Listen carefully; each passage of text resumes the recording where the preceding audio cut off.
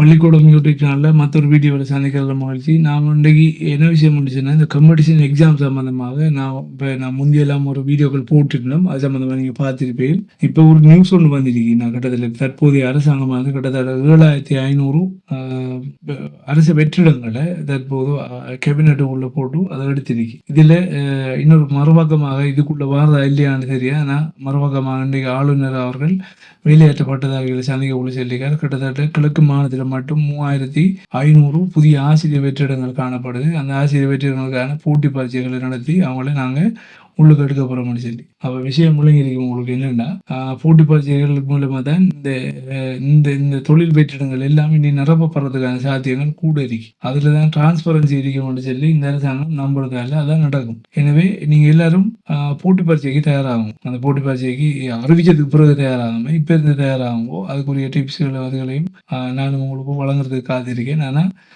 இதை காத்துக்கிரிக்காமல், அதாவது எப்போ இதை கூல் பண்ணுவாங்க இல்லாட்டி எப்போ இது எக்ஸாம் நடக்கும், எக்ஸாம் நடந்ததுக்கு பிறகு தயாராகும்னு சொல்லி காத்துக்கிரிக்காமல் இப்போதையே நீங்கள் தயாராகிறது உங்களுக்கும் சிறப்பாக இருக்கும்.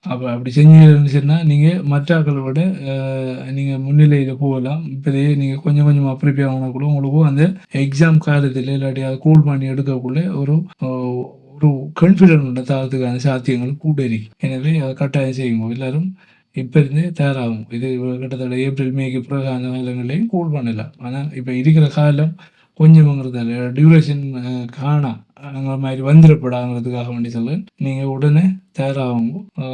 இருக்கிற டைமில் ஒரு 1 ஹவராவது ஒரு மணித்தியாலமாவது செலவழித்து ஆப்டிடியூட் பொது அறிவு தொடர்பான விடயங்களை அப்டேட் பண்ணி அதை தொடர்பாக ப்ராக்டிஸ் பண்ணி நீங்கள் தொடர்ச்சியாக இருப்பீங்கன்னு சொன்னால் உங்களுக்கு ஓவரால் கான்ஃபிடென்ட் கிடைக்கும். எனவே எல்லாரும் தயாராகுங்க. நாம் சேர்ந்து படிப்போம். மற்றொரு வீடியோவில் உங்களை சந்திக்கிறேன். நன்றி.